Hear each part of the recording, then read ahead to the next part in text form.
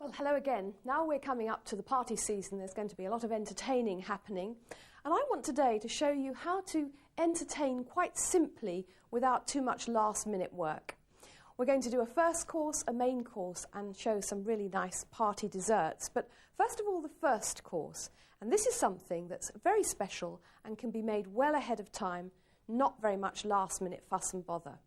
This is blinis. Blinis are Russian pancakes, and they're very nice served with smoked salmon.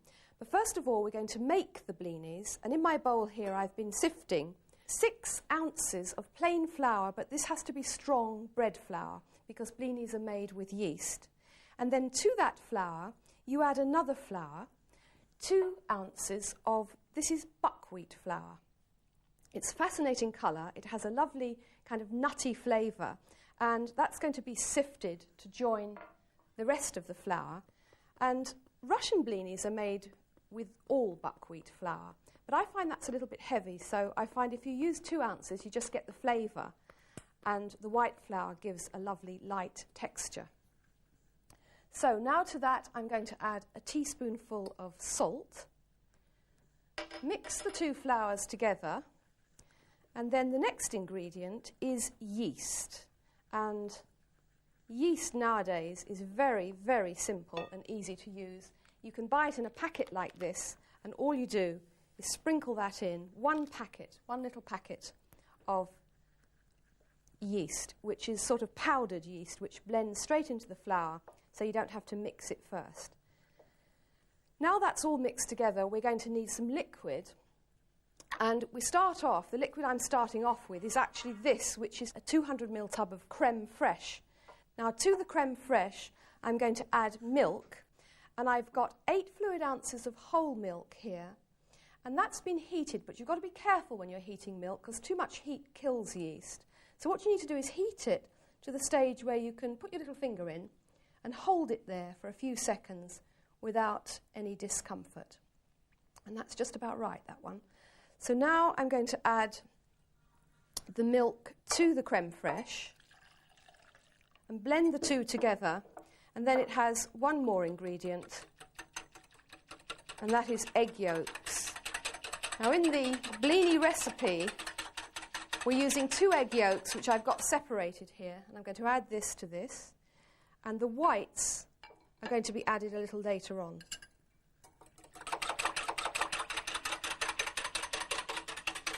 The good thing about blinis is you can make them well ahead.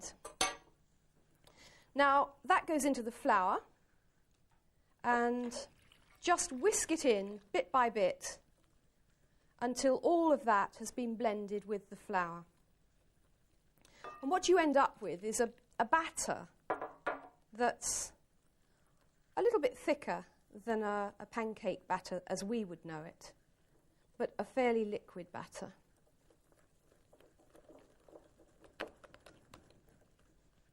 Last lot in now.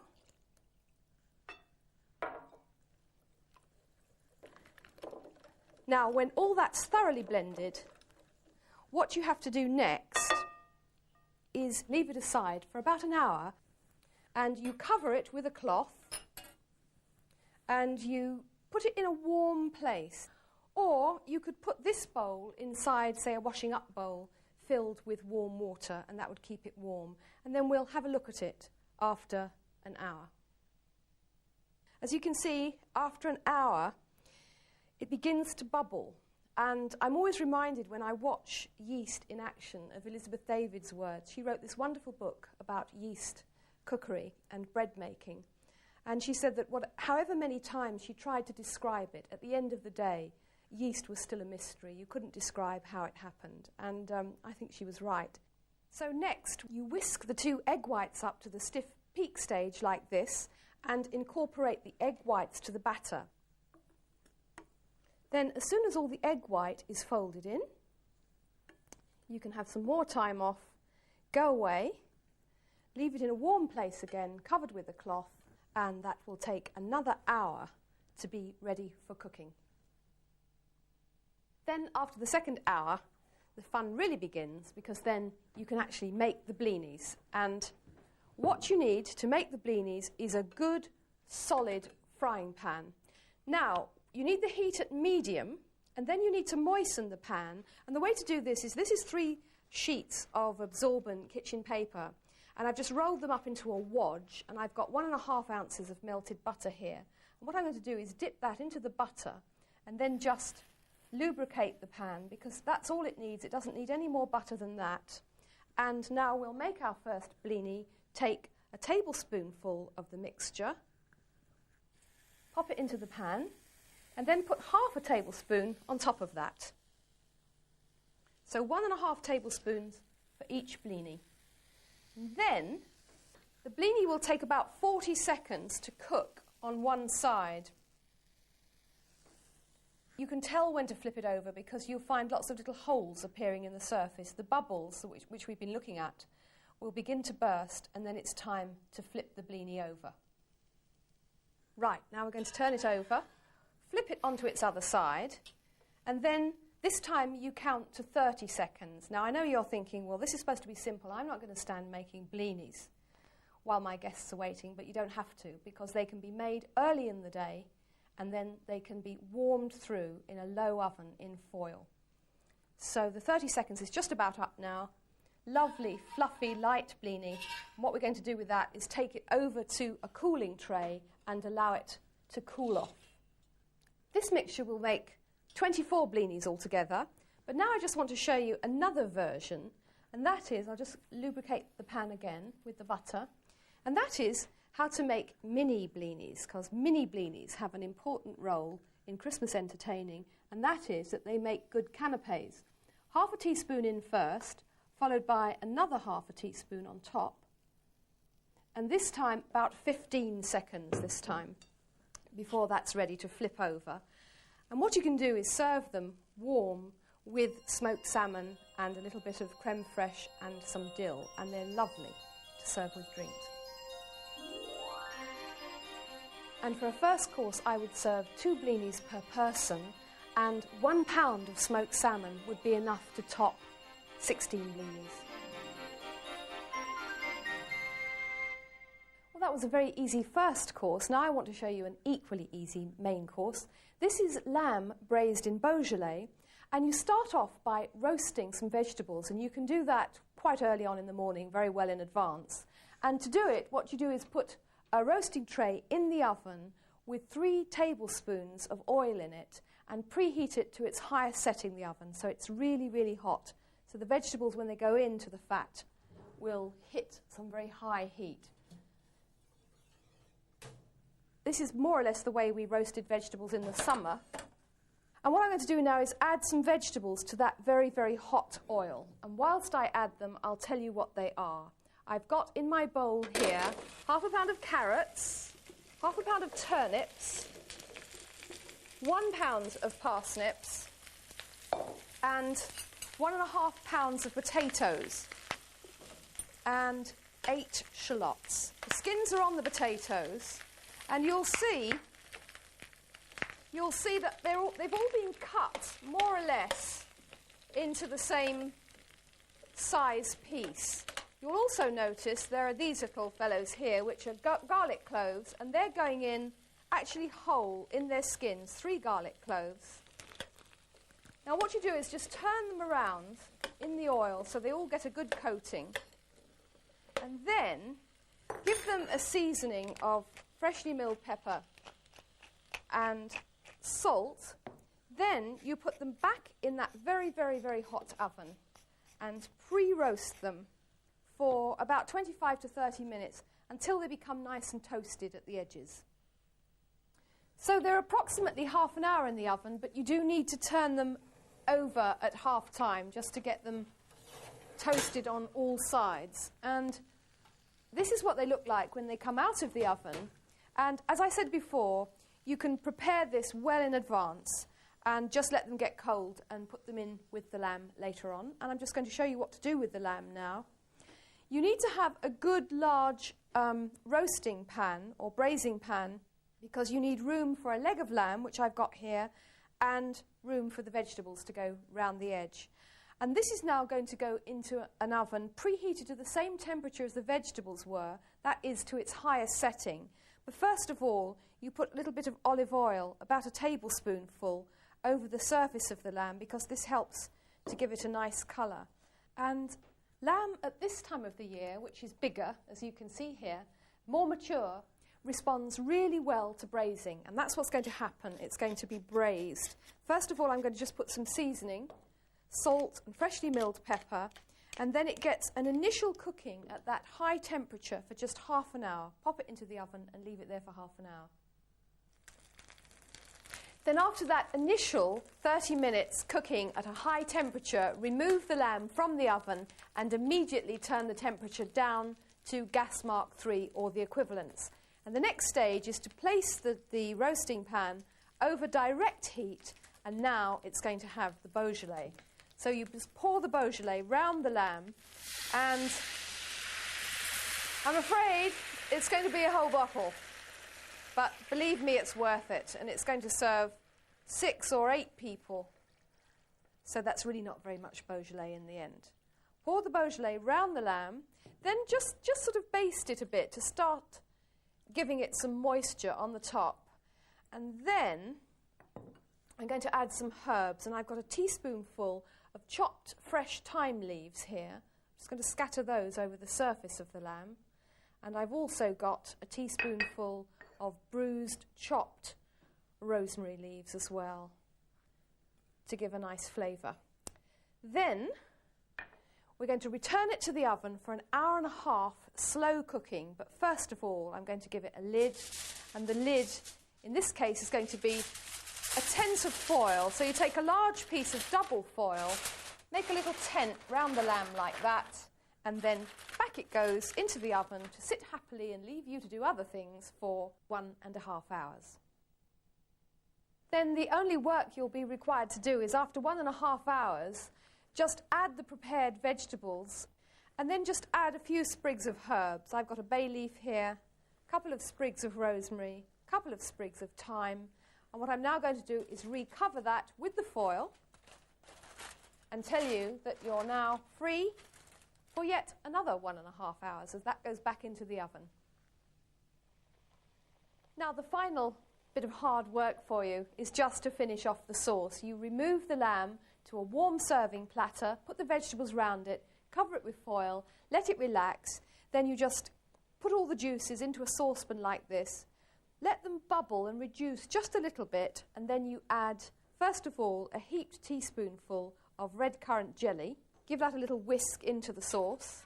And then you remember the garlic cloves that got roasted in the beginning in their skins. Well, what's going to happen now is the pulp, the cooked pulp of the garlic cloves is going to be squeezed out like that and added to the sauce. So what you've got here is a sauce that's just very slightly sweetened with red currant jelly and then flavoured with cooked braised garlic.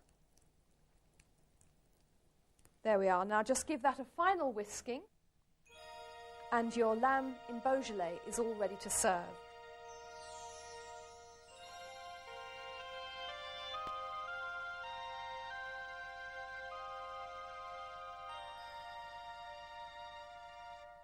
If you're cooking for parties, one of the most important things you need to think about is what to serve for the dessert, for the grand finale. And today I want to show you what must be, I think, one of the best chocolate recipes ever. This is called fallen chocolate soufflé. It's called that because it does tend to sink slightly when you take it out of the oven. Also, I think the name fallen probably has other connotations to it as well, because you've got to be pretty fallen to eat this. It's really, really wicked. Well, first of all, you deal with the chocolate. The chocolate has to be melted. And to do this, you put a pan over a gentle heat with about that much water in it, just bubbling slightly on the base, like that. Barely simmering is the expression. Then on top of that, you put some butter, 4 ounces of butter in a bowl, and this is followed by 7 ounces of chocolate here. And this chocolate is the most chocolatey chocolate you can buy, because it has 75% cocoa solids. And when you buy chocolate to make this dessert, if you want it to taste really good, make sure you get that kind of quality chocolate, because that's going to make a difference. always put the butter in first so that the chocolate can kind of melt down with the butter. It's quite tricky working with chocolate. It's very difficult if you overheat it. So if you keep that much water and only that much heat, then naturally, over a period of about 10 minutes, that will melt down to a liquid consistency. And then you add another ingredient. We are getting near Christmas now, and the other ingredient is 1 tablespoon of Armagnac. Armagnac features in this dessert, and I'm going to show you now where else it's featured. This fallen chocolate souffle has prunes in it. It has 12 ounces of, these are called no-soak prunes. They're sort of fairly soft, but I find it's best to give them some soaking. So what I do is put them in 1/4 pint of water, bring them up to simmering point, then remove them from the heat and pour over 5 fluid ounces of this, which is Armagnac, and leave them overnight. And then the next day, the Armagnac has seeped into the prunes and they plump up like this and look really luscious and they taste wonderful.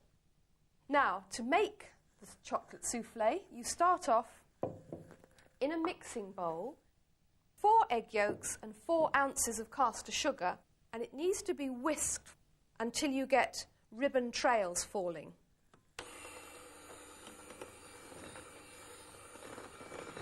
Now that does in fact need about 5 or 6 minutes. And what should happen is the mixture should leave little ribbons going back down into the mixture like that.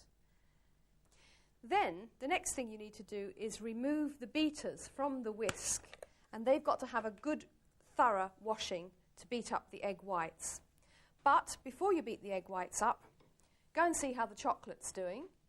And the chocolate, when it's melted down into the butter, will have turned to a liquid and be really nice and glossy like that. And that's ready now to be folded into the rest, so we'll take it over here.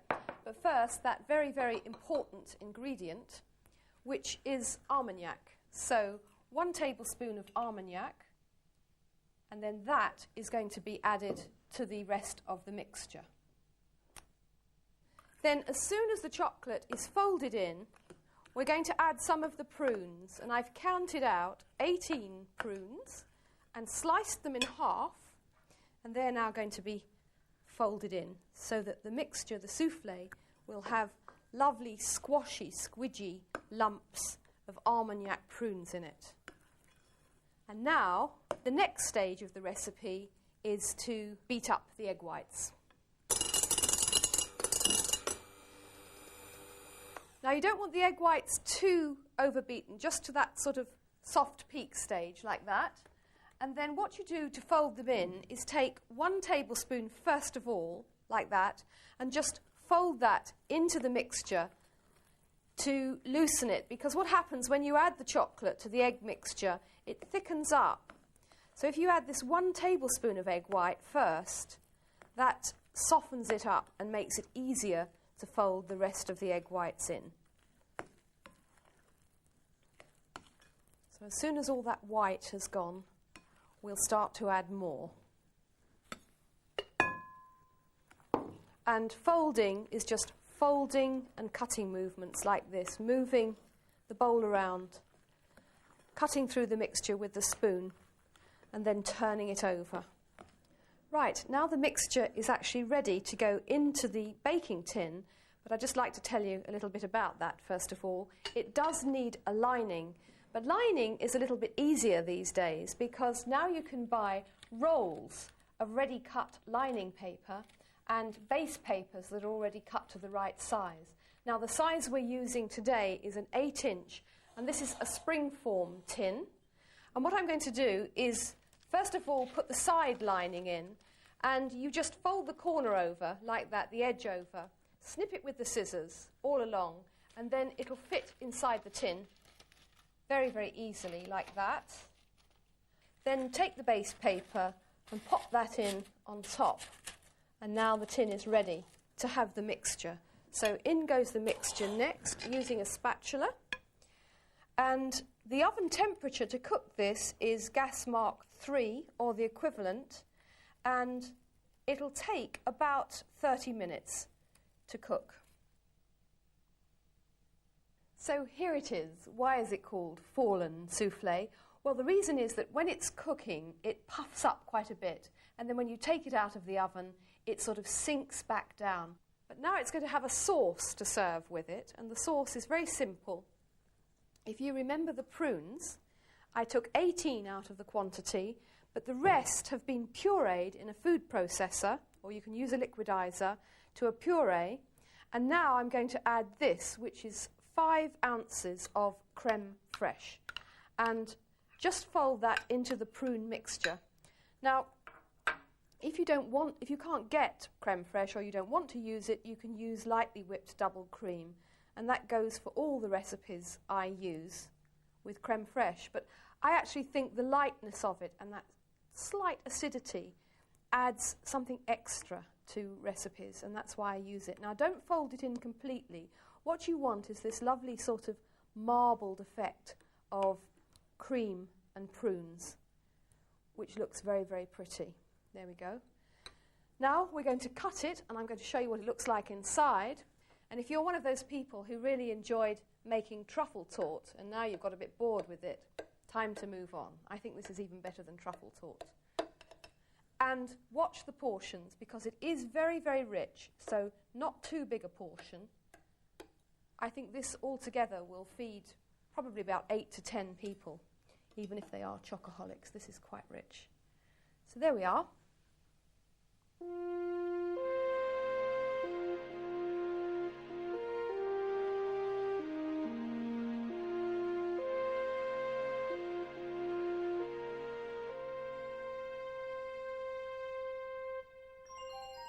Cheesecakes are always great for parties, and here are my top 3 for the winter collection. This one here is banoffee cheesecake. This is made with fromage frais with chunks of banana folded in, then topped with toffee sauce and toasted pecan nuts.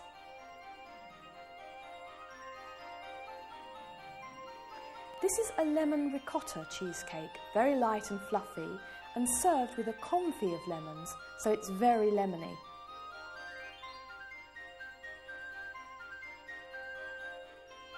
More chocolate, this time a velvety mascarpone chocolate cheesecake with fruit and nuts and topped with chocolate curls.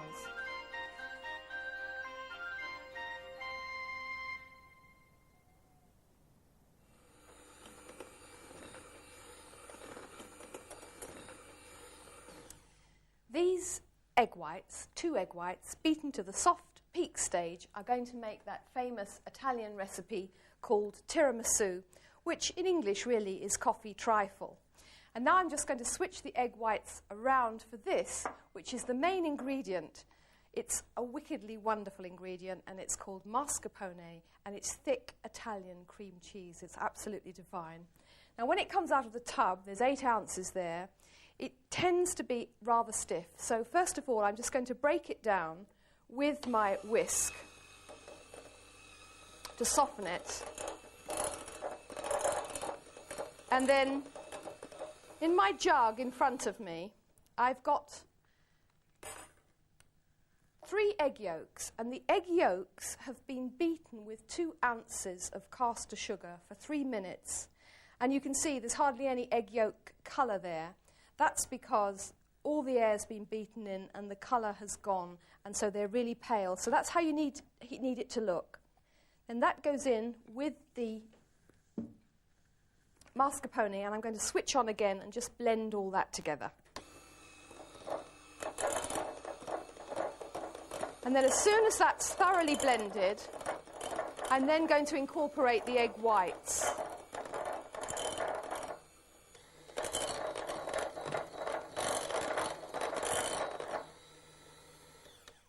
Right, now the egg whites can go in, and they're going to be actually folded in.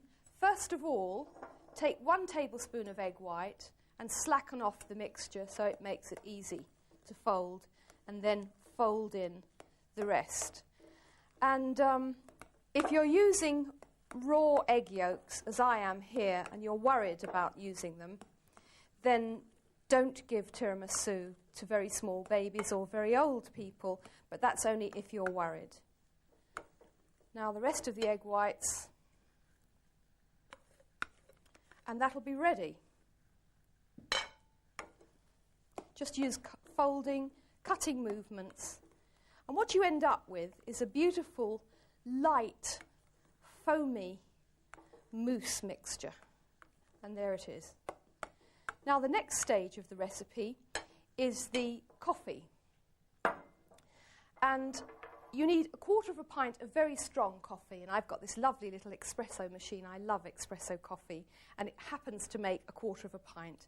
But if you don't have an espresso machine, then don't worry, just make very, very strong coffee, whatever coffee you like. I've actually got espresso coffee here.